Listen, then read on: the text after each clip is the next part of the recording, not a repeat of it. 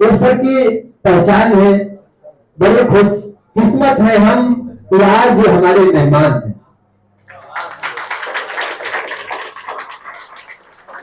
तुम्हें अब सबसे आग्रह करूंगा कि अपने यहाँ से वचनों से आप यहाँ पर उपस्थित हो सभी छात्रों का मार्गदर्शन करें।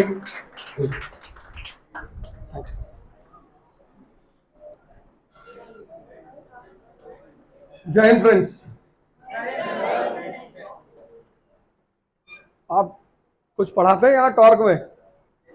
क्या पढ़ाते हैं? केमिस्ट्री। लेकिन आप पोएट हैं भाई, कवि हैं। इस कार्यक्रम की शुरुआत मैं दो लोगों के साथ करूंगा। एक तो मैं चाहूंगा कि अब्दुल हामिद साहब आगे आए। आइए।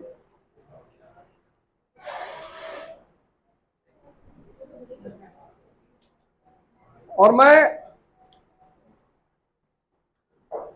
अपने हाथ से अब्दुल हामिद साहब को माला पहनाना चाहता हूं। माजिद भाई ये आप पहने।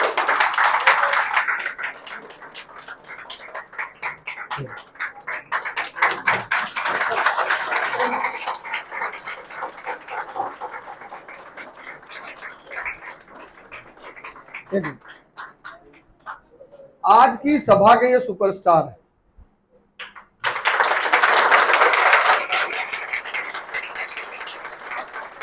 इनका बेटा आपको पढ़ा रहा है और इन्होंने ये भवन दिया है। मतलब मैं चाहता हूं ये फोटो मुझे मिलनी चाहिए। आज मुसलमानों को ऐसे ही लोगों की जरूरत है जो शिक्षा को बढ़ावा दे।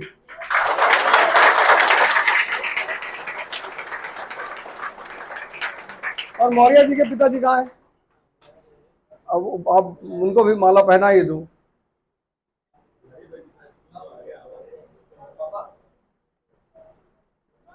आइए आइए।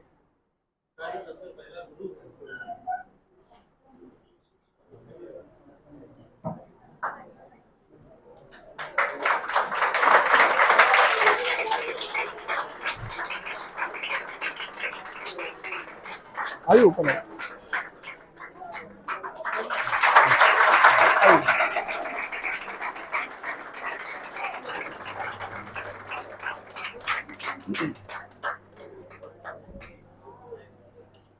ये दो लोग आज की सभा के सुपरस्टार। शिक्षा, नंदा साहब बड़ी अच्छी बात कह के गए। इन्होंने इशारे में एक बात कही, आपको पता लगा या नहीं, लेकिन बहुत बड़ी बात इन्होंने कही कि अब गोंडा के लड़कों को कोटा जाने की जरूरत नहीं पड़ेगी।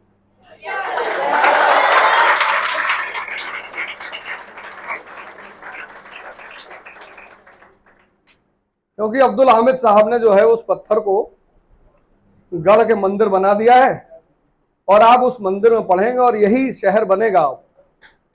यहाँ लोगों को रोजगार मिलेगा।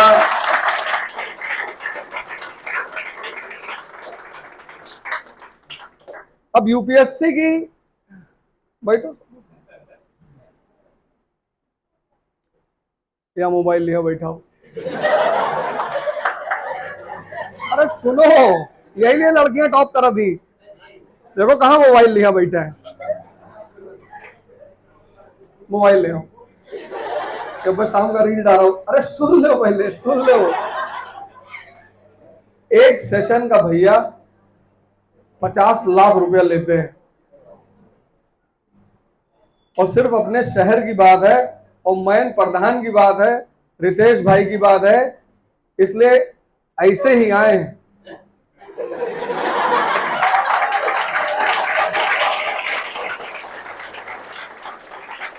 नहीं, प्रधान हमसे कहा था कि तू 10 बीघा खेत दे। कहा था भैया जिस दिन इस शहर से 2 लड़के आईएएस निकल जाएंगे उस दिन हम आपको 2 बीघा खेत दे, 10 बीघा खेत देंगे। तो वो 10 बीघा का लालच मेरे मन में बैठा हुआ। खैर अच्छी बात है, किसी भी व्यक्ति को, जैसे अब हामिद साहब है, बड़ा बड़ा अच्छा कदम। मतलब गोंडा जैसे शहर में जहां शिक्षा का कुछ है ही नहीं, है ही नहीं। अरे इतनी खुशी मिल रही, इतनी गर्मी है, ऐसी नहीं चल रहा है, कोई बात नहीं। लेकिन मेरी इच्छा नहीं कि मैं चला जाऊं। लाइट नहीं रहेगी तो भी मैं बोलूंगा।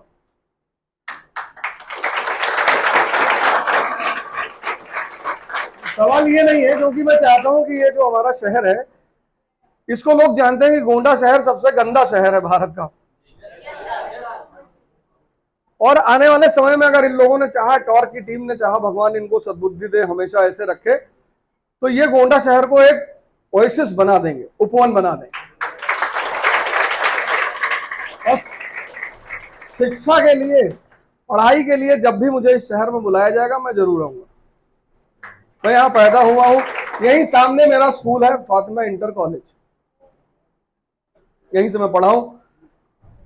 साइंस पे मैं इसलिए कुछ नहीं बोल सकता, हालांकि मैं यूपीएससी का टीचर हूं, लेकिन साइंस पे मैं कुछ नहीं बोल सकता। क्यों नहीं बोल सकता, ये मैं बता भी नहीं सकता। लेकिन अब चूंकि शहर की बात है, कोई बात नहीं। केमिस्ट्री में मेरी कंपार्टमेंट आई थी, तो हमारे केमिस्ट्री के टीचर ने कहा कि ओझा, मैंने कहा जी सर। बोले साइंस पढ़ने में पसीना निकल जाता है, और आज बैठ के लग रहा है कि सही में निकलता है। लेकिन हर व्यक्ति को, मैं अभी जो सुबह सेमिनार हो रहा था उसमें भी मैंने कहा कि हर व्यक्ति को 12th तक साइंस पढ़नी चाहिए, क्योंकि 12th तक साइंस पढ़ने के बाद आप ग्रेजुएशन में ह्यूमैनिटीज पढ़ सकते हैं। लेकिन 12th तक ह्यूमैनिटीज पढ़ने के बाद आप ग्रेजुएशन में साइंस नहीं पढ़ सकते। और साइंस का काम है मुख्य रैशनलिज्म को बढ़ावा। रैशनलिज्म मतलब बुद्धि, सोचने का तरीका। रैशनलिज्म मतलब ज्ञान नहीं, रैशनलिज्म मतलब सोचने के तरीके का विकास करना। किन दो साइंटिस्टों को मॉडर्न साइंस या मॉडर्न युग का आधार स्तंभ कहा जाता है? किन दो साइंटिस्टों को, साइंस के विद्वानों को मॉडर्न युग का आधार स्तंभ, पिलर? आइंस्टीन तो खैर एक अलग नाम है, दूसरा नाम है। यहां तीन लोगों की ऐसी फोटो लगी हुई है, और मैं आज इन्हीं तीनों लोगों पे बोलूंगा। एक कलाम साहब, एक स्टीफन हॉकिंस, और एक अल्बर्ट आइंस्टीन। अब यहीं पे साइड में अगर एक गांधी की फोटो लग जाती तो और मजा आ जाता, फिर ये पूरा जो स्तंभ है वो कंप्लीट हो जाता। दुनिया में आधुनिक युग, मॉडर्न पीरियड, और मॉडर्न पीरियड से पहले, मॉडर्न पीरियड की जो शुरुआत हुई, पता नहीं शायद आपको नाम उस आदमी का ना पता हो, जिस आदमी को अपनी कुर्बानी देनी पड़ी, उसका नाम है कॉपरनिकस। कॉपरनिकस वो आदमी है जिसने जो रिलीजन का जो डोमिनेंस था एजुकेशन पर, मेरी बात को गौर से सुनिएगा, और एक, जहां भी आपको डाउट लगे हाथ जरूर उठाइए। कॉपरनिकस एक ऐसा आदमी है जो रिलीजन का डोमिनेंस है एजुकेशन पर, उसको कम किया उसने। अब रिलीजन का डोमिनेंस कोई गलत चीज नहीं है, दुनिया की सर्वोत्तम चीज है धर्म। आप एजुकेशन लेते हैं, स्कूल जाते हैं, पढ़ते हैं, एजुकेशन आपको डॉक्टर बना देगी, इंजीनियर बना देगी, आईएएस बना देगी, साइंटिस्ट बना देगी, लेकिन धर्म के अंदर वो ताकत है जो आपको पता नहीं क्या क्या बना दे। इसलिए धर्म बहुत बड़ी चीज है, और धर्म पर हम यहां चर्चा नहीं करेंगे, हम सिर्फ चर्चा करेंगे एजुकेशन पर। तो मॉडर्न युग से पहले दो चीजें पर धर्म का एकाधिकार था, मोनोपोली। कौन सी दो चीजें? एक लॉ और एक एजुकेशन। आधुनिक युग से पहले, जिसको हम एंशिएंट पीरियड कहते हैं, मेडिवल पीरियड कहते हैं, इन दो पीरियड में दो चीजें पूरी तरह से धर्म के हाथ में थी, एक एजुकेशन और एक लॉ। जैसे हिंदुओं में था मनुस्मृति, तो मनुस्मृति क्या है? लॉ बुक है। जैसे मुसलमानों में है शरीयत, तो शरीयत क्या है? लॉ बुक है। लेकिन आधुनिक युग में क्या हुआ कि शिक्षा और लॉ दोनों स्टेट के अंडर में आ गया, और दोनों का आधार है रैशनलिज्म। अब ये बड़ा प्यारा शब्द है, इसको आपको समझना चाहिए, आपको तैयारी में बहुत काम आएगा। रैशनलिज्म, रैशनलिज्म का मतलब यह है कि हम अगर किसी चीज को पढ़ते हैं तो हम उसको एक साइंटिफिक आधार पर समझें। चार लोग साइंस में और आधुनिक युग में बहुत इंपॉर्टेंट। एक कॉपरनिकस, एक केपलर, एक गैलीलियो, नाम सुना? और चौथा आदमी जिसने पूरे आधुनिक विश्व को ही बदल दिया, उसका नाम है न्यूटन। अब बाइबल कहती है कि धरती जो है वो फ्लैट है। कोई बात नहीं, कोई बात नहीं। इसका मतलब यह नहीं कि बाइबल गलत है, इसका मतलब यह कभी नहीं होता। जैसे हमारे बच्चे, हमसे छोटा बच्चा अगर पूछे कि पापा भगवान कहां रहता है, तो मुझसे कहते हैं कि बेटा मंदिर में रहता है। एक नर्सरी क्लास का बच्चा अगर हमसे पूछे कि सर भगवान कहां रहता है, हम कहेंगे बेटा मंदिर में। और कहां रहता है? मस्जिद में, और चर्च में, और गुरुद्वारे में। इसका मतलब यह नहीं कि मैंने उत्तर गलत दिया, इसका मतलब यह है कि अभी उसका यह जानने का समय नहीं आया है कि उसे समझाया जाए कि भगवान कहां रहता है। तो बाइबल कहती है कि अर्थ फ्लैट है,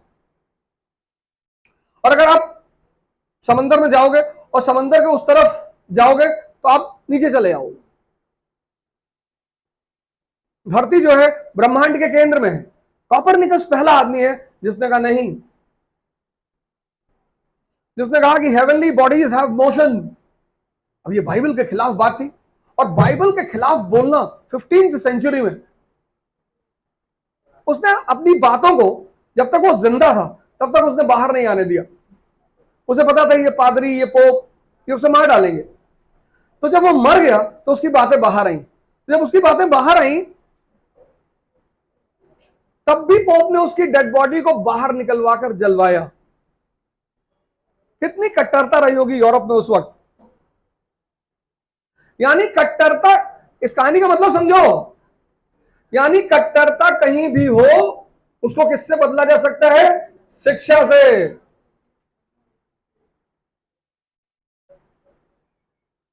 आज यूरोप साइंटिस्टों का कॉन्टिनेंट है। आज दुनिया में सबसे ज्यादा नोबेल प्राइज किसको मिला? यूरोप के लोगों को। कट्टरता मानव का दुश्मन है, उसको काटा किससे जा सकता है? शिक्षा से। जो बात कॉपरनिकस ने कही उस बात को केपलर ने रिपीट किया, पर केपलर ने भी बात को बाहर नहीं आने दिया कि हेवनली बॉडीज हैव मोशन। इस बात को बाहर किसने कहा? गैलीलियो ने। गैलीलियो ने कहा हेवनली बॉडीज हैव मोशन। लोगों ने कहा कैसे, कैसे कह सकते हो? ये कैसे कहां से आया? रैशनलिज्म से। लोगों ने गैलीलियो से पूछा कि तुम कैसे कह सकते हो कि हेवनली बॉडीज हैव मोशन? तो उसने टेलीस्कोप का सहारा लिया। उसने टेलीस्कोप के सहारे से जो आकाश में तारे हैं, तारों का समूह जिनको हम कॉन्स्टेलेशंस कहते हैं, a group of stars, polar bear, Saptarishi Mandal, उसने कहा 7 PM पे ये जो पोलर बेयर है, सप्तऋषि मंडल, ये पूरब में है, उत्तर में, नॉर्थ में, और 2 AM सुबह वो साउथ में है। इससे उसने सिद्ध किया कि हेवनली बॉडीज हैव। अब इसका मतलब क्या है कि किसी भी चीज को बिना समझे प्रूव करो, सिद्ध करो, साक्ष्य दो। साइंस का पूरा अप्रोच यही तो है। कितने लोगों ने 10+2 कर लिया, 12th कर लिया? कितने लोग 12th में है यहां जो बैठे हुए हैं? 12th में हो तुम? 13th में हो? 13th कौन सी क्लास है? अच्छा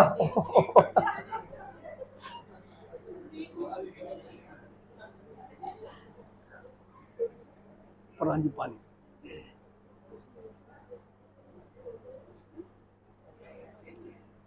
कौन कौन था इधर 12th में? खड़े हो जाओ। बोर्ड नंबर दो, गुस्सा हो तो ना, गुस्सा हो तो ना।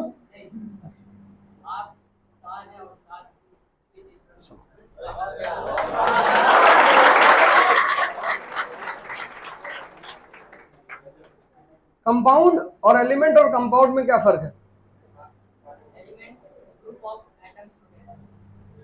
कंपाउंड कंपाउंड,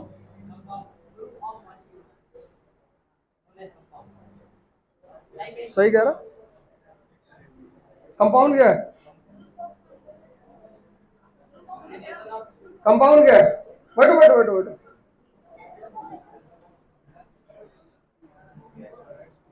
चलो कोई बात नहीं, अभी ना कहो बहिरे देख, अब तू क्वेश्चन पूछे उनसे सब। देखो किसी भी युद्ध को जीतने के लिए, बैठ जाओ भैया सब लोग, जो लोग मतलब हैं,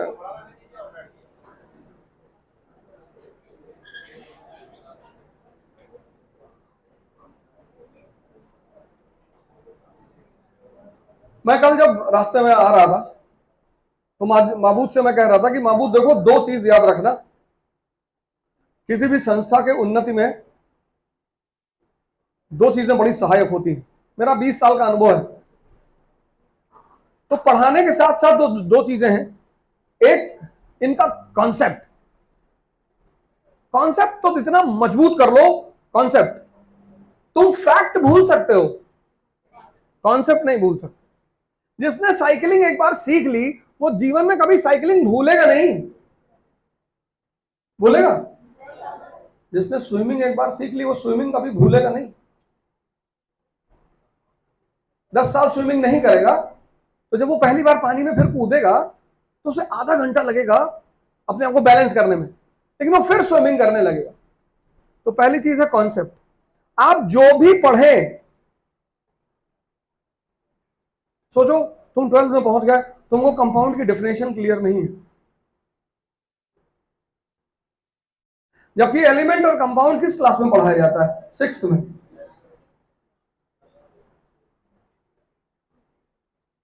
आज अपनी डायरी में जाकर लिखना, जब भी कोई आदमी, देखो दो तरह के लोग होते हैं, एक जो तुम्हें जलील करना चाहते हैं, उनको तो सड़क पे मिले पत्थर उत्तर खींच के भाग जाओ, और दूसरे वो लोग होते हैं जो तुम्हारी कमी तुम्हें दिखाना चाहते हैं। जो लोग तुम्हारी कमी दिखा रहे हैं उनको पत्थर मत करना। जो चीज तुमने क्लास 6th में पढ़ी, 6th में 3 चीजें पढ़ी होगी, एलिमेंट, कंपाउंड और मिक्सचर, है ना। हाइड्रोजन क्या है, एलिमेंट है। H2O क्या है, कंपाउंड है।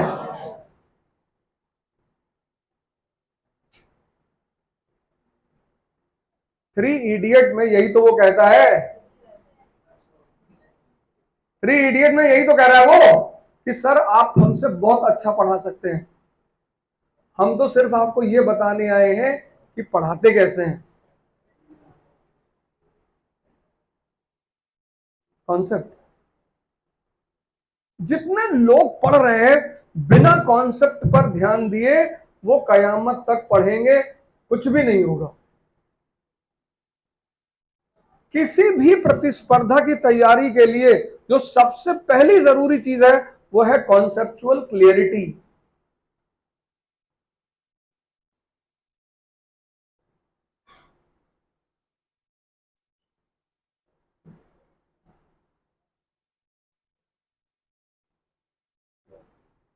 सबसे पहली चीज, किसी भी चीज को शुरुआत करने के लिए जो सबसे पहली चीज है वो है कॉन्सेप्चुअल क्लियरिटी। और साइंस के साथ सबसे अच्छी बात यह है, जैसे हमारे यहाँ आईएएस में जो लोग तैयारी करने आते हैं, तो हमारे यहाँ 2 तरह के सब्जेक्ट हैं, एक साइंटिफिक अप्रोच के सब्जेक्ट है, एक ह्यूमैनिटीज के, प्योर ह्यूमैनिटीज। ह्यूमैनिटीज का सब्जेक्ट जो लड़का लेता है, और सबसे बड़ी बात यह है कि आईएएस परीक्षा है ह्यूमैनिटीज की, सुनो गौर करके, आईएएस परीक्षा है ह्यूमैनिटीज की, उसमें टॉप करते हैं इंजीनियरिंग के लड़के।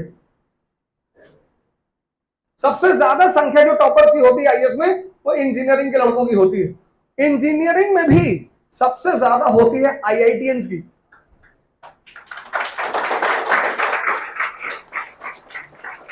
अभी कुछ समय पहले आपके गोंडा का जो सीडीओ था mister Shashank Tripathi, IITian, IIT Kanpur, अभी विशेष सचिव से चीफ मिनिस्टर।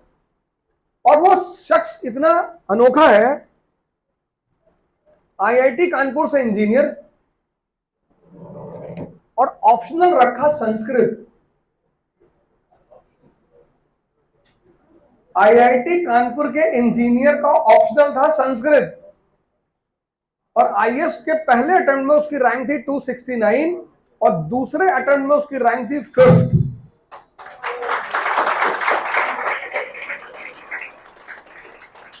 साइंस की सबसे प्यारी बात यह है कि इसमें एनालाइज नहीं करना है, सीधे सीधे derivation, Newton's first law, a body at rest will be at rest, a body in motion will be in motion until and unless any external force is applied. अब हम ह्यूमैनिटीज वाले से कैसे कैसे पढ़ते हैं इसे? अब ये लॉ कभी चेंज नहीं हो सकता, हो ही नहीं सकता।